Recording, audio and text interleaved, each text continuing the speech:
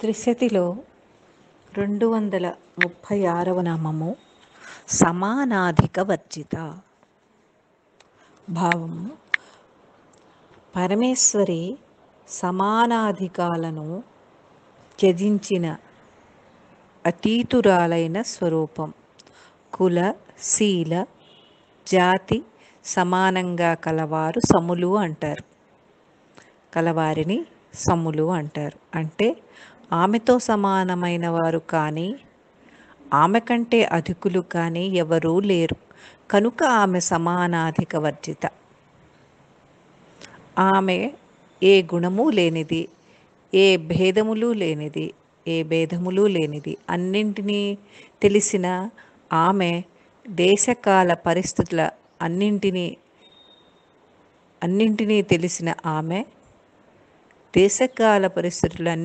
తెలిసిన సంపూర్ణ జ్ఞాన స్వరూపం.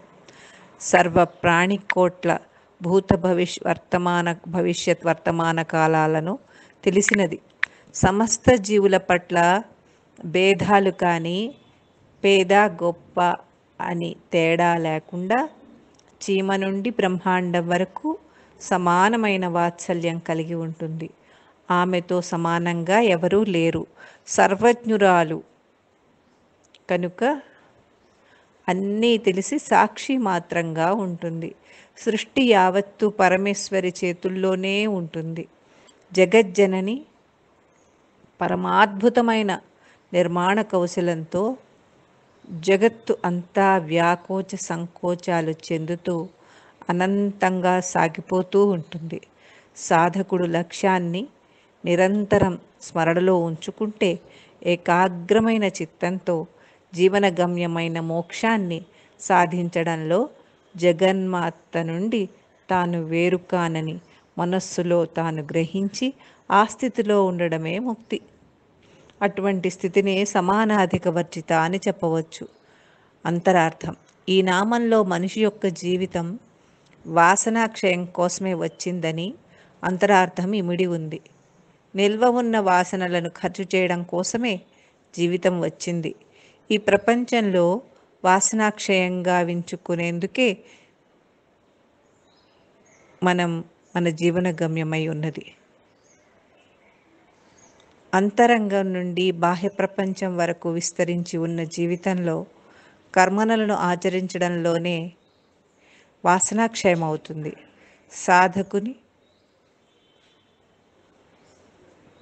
సాధకుడు పరిపక్వత సాధించడానికి, వాసనలను అంతం చేసుకోవడానికి స్వభావాలకు అనుకూలంగా జీవితం వ్యక్తమవుతుంది.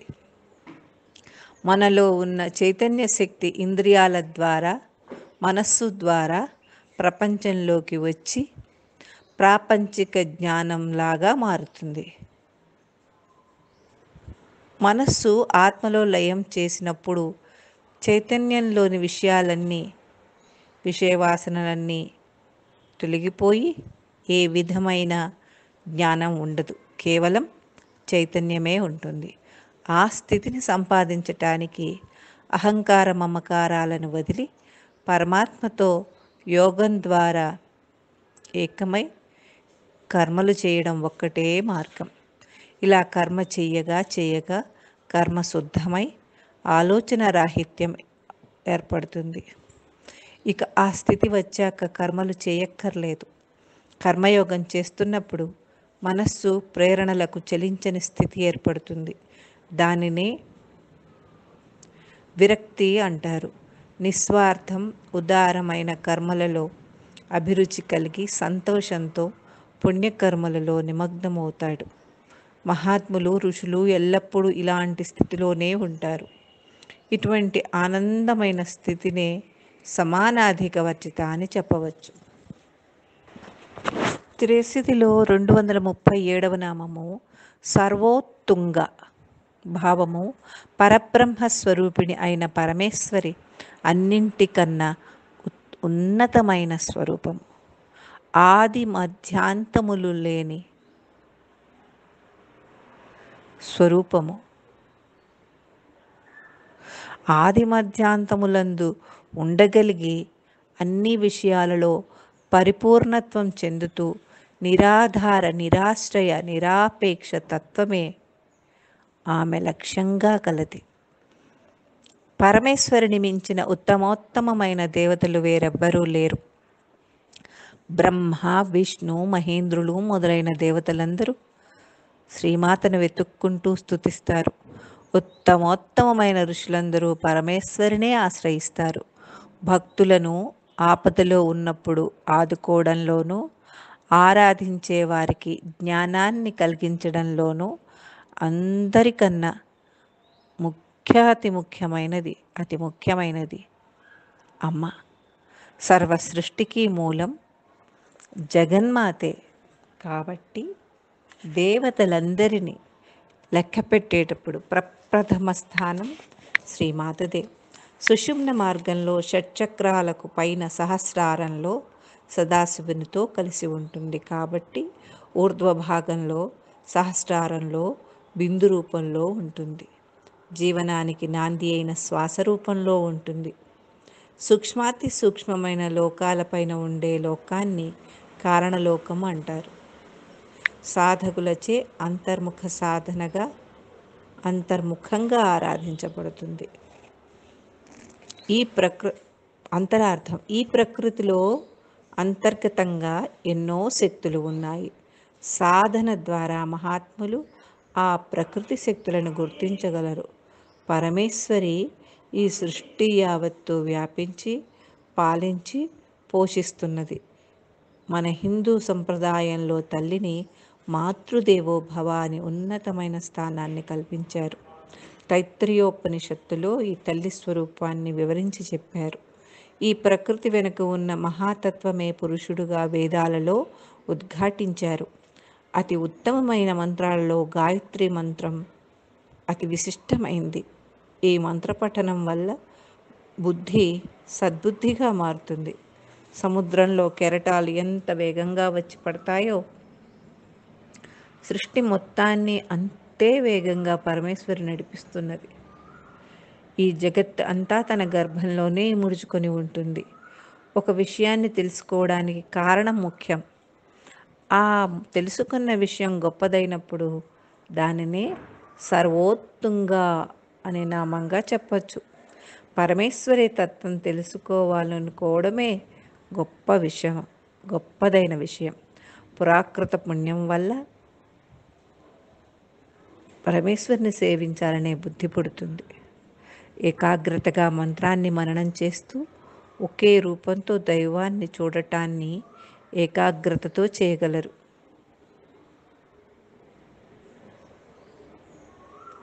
సాధకులు బ్రహ్మజ్ఞానాన్ని తెలుసుకోవడమే ధ్యేయంగా పెట్టుకోవాలి. త్రిశతిలో 238వ నామము సంగహీన.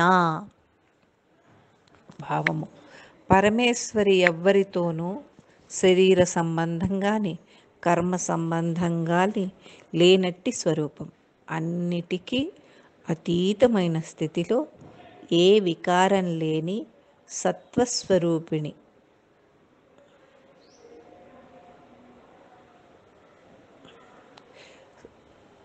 ఆమె లక్షణాలు, భావాలు, వృత్తులు, ఆగ్రహానుగ్రహాలు ఇవన్నీ సత్వగుణాలే. పరమేశ్వరికి గుణాలు ఏవీ ఉండవు. అన్ని ఆకారాలలో అంతర్యామిగా ఉండి ఏదో ఒక్క రూపానికే పరిమితం కానటువంటిది. సంకల్పం వికల్పం లేని స్థితి నిర్వికల్ప అని చెప్పారు. సర్వత్రా తానైనప్పుడు భ్రాంతికి తావులేదు. అన్నింటినీ సృష్టిస్తూ పోషిస్తూ లయం చేస్తూ ఏ కర్మబంధం అంటని తత్వంతో పరమేశ్వరి సంగహీనగా పిలువబడుతుంది. యోగులు, ఋషులు, అవధూతలు ఇటువంటి సంగరహిత స్థితిలోనే ఎల్లప్పుడూ ఉంటారు. అంతరార్థం: ఈ ప్రపంచ బంధనాల నుండి జీవుడు ముక్తి పొందినప్పుడు జనన మరణాల చక్రంలో పడడు. దేనితోనూ సంబంధం లేక సంకల్ప వికల్పములు లేక తన్మయత్వ స్థితిని ముక్తిత్వం అంటారు. అటువంటి వారు ప్రకృతితో అనుబంధం లేకుండా నిత్యత్వం కలిగి ఉంటారు. అడిషడ్వర్గాలను అధిగమించి సాధనచే వాటికి అతీతంగా ఉండాలి. ప్రకృతి ఆకర్షణలతో మోహంలో పడడమే అజ్ఞానం.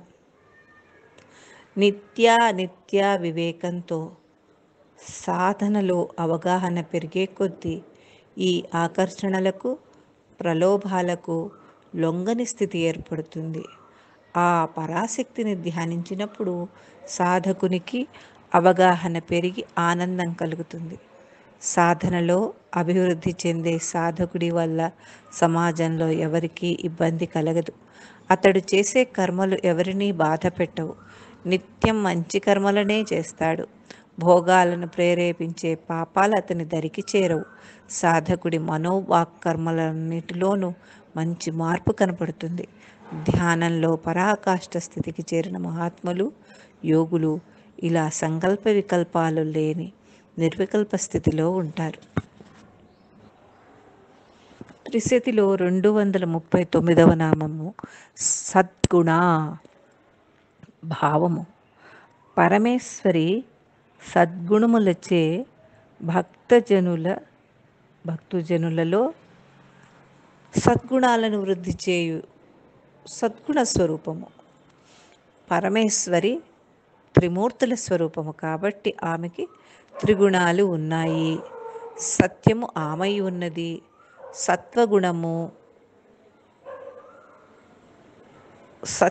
సత్యము కలది సత్వగుణము. సత్యముతో ఉన్నది సత్వగుణము. కామముతో ఉన్నది రజోగుణము. అహంకారముతో ఉన్నది తమోగుణము. నేను చేస్తున్నాను అనుకుంటే అహంకారం ధ్వనిస్తుంది. ఉపాసకుడు పరమేశ్వరి చేతిలో తాను ఉపకరణంగా భావించాలి తనను. వారు కూడా సగుణారాధన చేతనే ఉపాసనా దేవతను హృదయంలో నిలుపుకోగలుగుతారు. సకారముగా భగవంతుని చూస్తూ ఆరాధిస్తూ నిర్గుణతత్వానికి ఎదగాలి. మనస్సు బుద్ధిని స్వాధీనం చేసుకోవడానికి సగుణారాధన ఎంతో అవసరం. సద్బుద్ధితో సత్కార్యాలు చేస్తూ ఉంటే పూర్వజన్మ ప్రారబ్ధాలను తొలగించుకోవచ్చు. సత్వగుణంతో పూర్తిగా నిండి ఉన్న సద్గుణ అని ఈ నామానికి అర్థం చెప్పవచ్చు. సత్వగుణముతో సాధన చేస్తే గుణాతీత స్థితి పొందవచ్చు.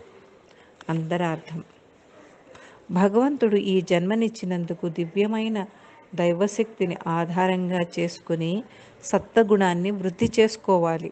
సాధనలో అంతా నా వల్లే జరుగుతుందనే అహంకారం పోగొట్టుకుంటే తమో గుణం తొలగిపోతుంది. శాస్త్రాలను బాగా శ్రవణం చేసిన వారికి ప్రపంచంలోని అన్ని విషయాలు అర్థమవుతాయి. జీవితం యొక్క ప్రాధాన్యత తెలుస్తుంది. తాను ఏం చేస్తే ఎలాంటి ఫలితం కలుగుతుందో స్పష్టంగా అర్థమవుతుంది.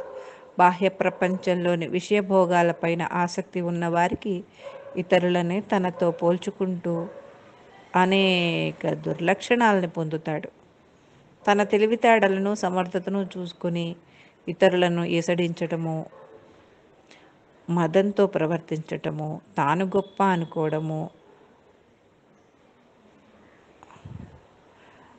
అభిమానపరులను చూసి ఈర్ష్యపడటము, మాత్సర్యము, తనలో ఉన్న దాన్ని చూసి తానే గర్వించటము, అతిశయించటము,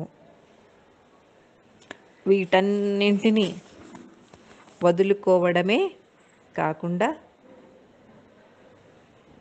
బాహ్య లక్షణాలని కూడా వదిలేస్తాడు. శాసించి చెప్పేవి శాస్త్రాలు. శాస్త్రాలను వివరించే చెప్పేవారు గురువులను, సజ్జనులను సేవించటం వలన సాధకుని అంతరంగం స్వచ్ఛమవుతుంది. అటువంటి వారు మంచినే చూస్తూ తాను ఆనందంగా ఉండడమే కాకుండా చుట్టూ ఉన్నవారికి కూడా ఆనందం కలిగించడమే సత్వగుణ లక్షణం. సమస్త జీవులలో త్రిగుణాల రూపంలో పరమేశ్వరి వారిని ప్రేరేపిస్తూ ఉంటుంది. త్రిశతిలో 240వ నామము సకలేష్టద భావము. పరమేశ్వరి భక్తుల యొక్క సకల ఇష్టములను తీర్చునట్టిది. ఈ ఇష్టాలను ఇష్టమైన విషయాలను 2 రకాలుగా చెప్పవచ్చు. అవి ఇష్టములు, కామ్యములు. జ్ఞాని, జిజ్ఞాసు ఇష్టములలో ఉంటారు. ఆర్తులు, అర్ధార్థులు కామ్యములలో ఉంటారు. సాధకులు వారి వారి ఆరాధనను బట్టి సాధకుల యొక్క ఆరాధనను బట్టి పరమేశ్వరి వారి యొక్క కోరికలను తీరుస్తుంది. మోక్షం కోసం జిజ్ఞాసతో సాధన చేస్తే మోక్షాన్ని ఇస్తుంది. జిజ్ఞాసువు ఉపనిషత్తులు, వేదాల ద్వారా భగవతత్వాన్ని తెలుసుకోవాలనే తపిస్తుంటాడు. వారికి జ్ఞానతత్వాన్ని ప్రసాదిస్తుంది.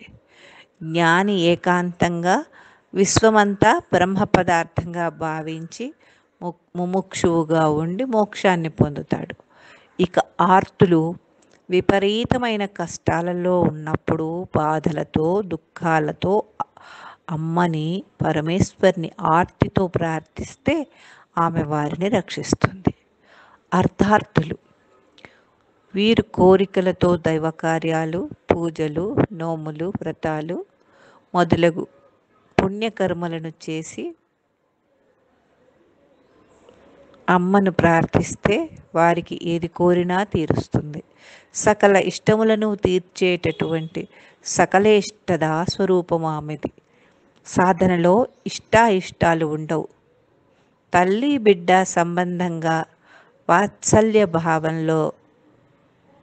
వాత్సల్య భావంతో ఉన్నప్పుడు అన్నింటినీ ప్రసాదిస్తుంది తల్లి బిడ్డకు.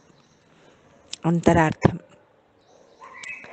సంసారమనే మహారణ్యాన్ని ఛేదించి మోక్ష మార్గాన్ని తెలుసుకోవడానికి శ్రీమాత నామం గొడ్డలి వంటిది. సంసారంలో భౌతికమైన బాధ కన్నా మానసికమైన బాధే ఇబ్బందులను కలిగిస్తుంది. పరమేశ్వరి జ్ఞానస్వరూపిణి కాబట్టి జ్ఞానమనే గొడ్డలితో మానసికమైన బాధలను పోగొట్టుకోవచ్చు. శరణాగత భావంతో శరణుజొచ్చే భక్తుల పాలిట పరమేశ్వరి సౌభాగ్యదాయిని. శ్రీమాత సాన్నిధ్యంలో తన్మయత్వం చెందే వారిని భక్తులు అంటారు. పరమేశ్వరికి భక్తుల మీద వాత్సల్యం, ప్రేమ, స్నేహం ఉంటాయి. అర్థార్థులకు సుఖము, మానసిక శారీరక తృప్తిని ప్రసాదించి లౌకిక సుఖాన్నే కాకుండా అలౌకిక సుఖాలను కూడా ప్రసాదిస్తుంది. మనిషి అధైర్యంగా ఉన్నప్పుడు, ఎవరూ తోడు లేనప్పుడు ఆర్తిగా పరమేశ్వరిని వేడుకుంటే మన భయం క్షణంలో పోతుంది. భక్తులు తెలిసి తెలియక చేసే తప్పులను తన శాంత స్వభావంతో క్షమిస్తూ వారిని సజ్జనులుగా మారుస్తుంది. మనకు మనశ్శాంతి ఉంటే అది అమ్మవారి కళగా గుర్తించాలి. ఆమెకు ఏ విధమైన కోరికలుండవు. అయినా సర్వప్రాణికోటి యొక్క కోరికలను తీర్చేదే అమ్మ. సద్బుద్ధే దైవానుగ్రహం. దానివల్ల మన ప్రయత్నం అనుకూలిస్తుందని భావించాలి. భక్తుల నుండి ఏమీ ఆశించకుండా వారికి మేలు చేకూరుస్తుంది పరమేశ్వరి.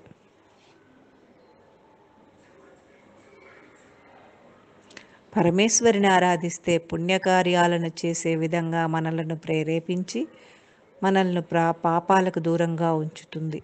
జప తప నియమనిష్టలు కలిగి భక్తి ప్రపత్తులతో ఆరాధిస్తే గాని పరమేశ్వరిని దర్శించలేము.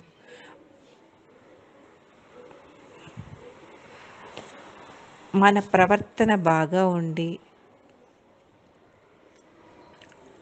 మన సాన్నిధ్యం శ్రీమాతకు అనువైనదైతే అప్పుడు శ్రీమాత పాదాల చెంత చేరగలం. ఆమె అన్ని సుఖాలను ప్రసాదిస్తుంది.